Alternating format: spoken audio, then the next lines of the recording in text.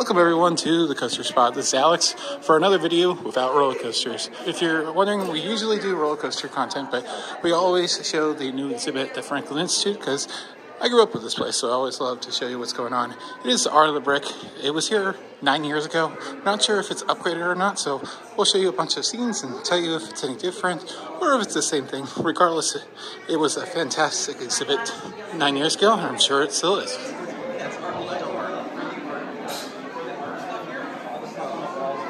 First section of the exhibit is recreations of famous artworks. Of course, you have the screen, still life, wonders above the sea. Some are three-dimensional, and some are just 2D.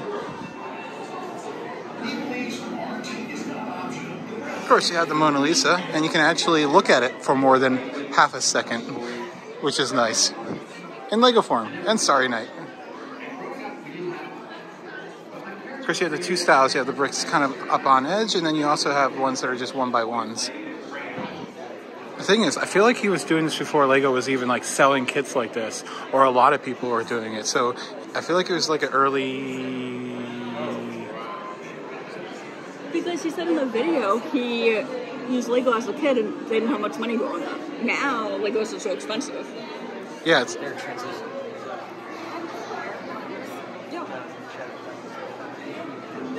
And the information plaque gives you how many pieces and the scale of all of them, which is kind of cool. And information on the original artworks. Second section is going to be the sculpture garden. I'm sure we'll see David in here.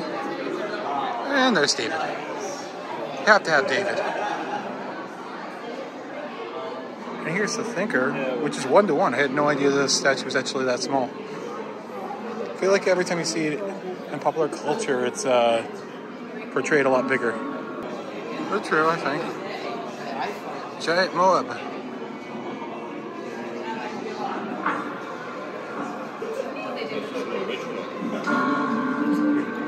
And here are some original sculptures. And here is a self-portrait of Nathan. It took him over a month to do this. Definitely like the raindrops. These are fun.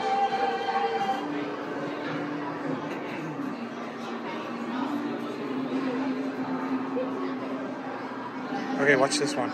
This is so cool. No. You get it just right, it creates a picture. Really far back. Here is person literally becoming the music.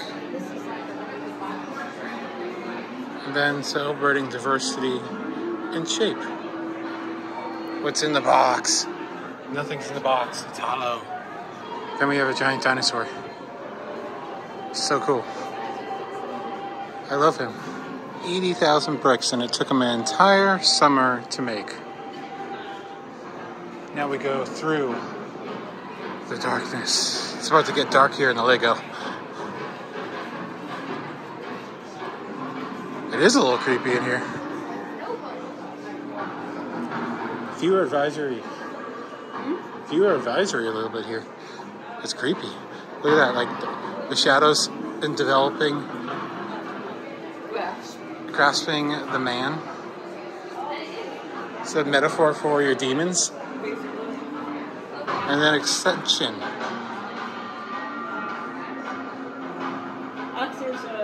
Or he says it's a metaphor for people telling you no. I kind of went the other way. Demons telling you yes.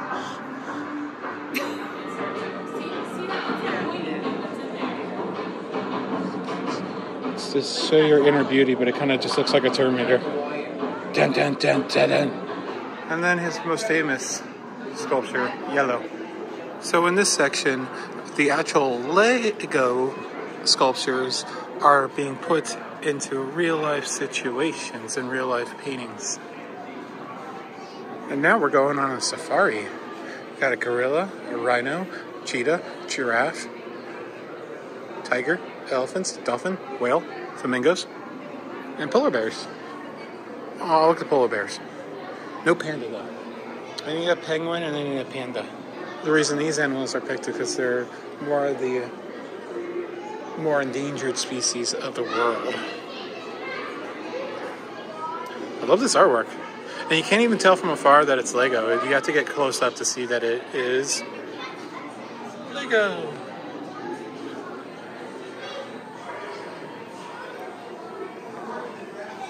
How many Legos does this Ben Franklin statue have that you can see in the atrium of the museum? What's your guess? You can make a guess. 4,829. I'm going to say, let's do 22,222. Okay.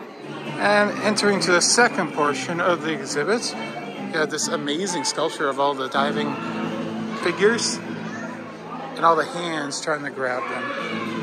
And it is named Decisions, and it has 112,306. Yeah, so I think my guess was way off for that Ben Franklin. Of course, you have the Liberty Bell. Gotta have that. And the exhibit does begin to have some interactive elements of it. You got a wall where you can create some wall art.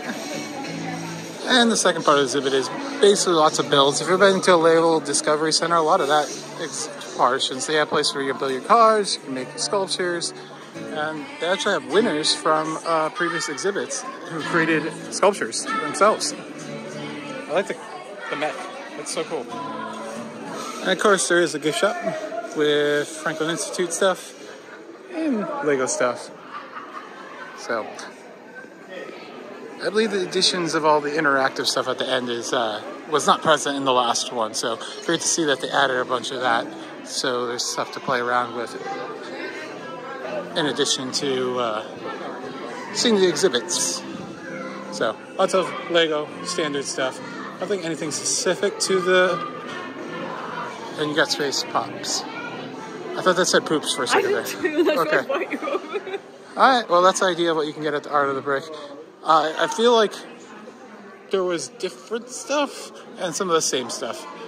Granted, it was 9 years since I last saw it, so it's been a while. But even if you haven't seen it in 9 years, it's definitely worth going back to and checking out.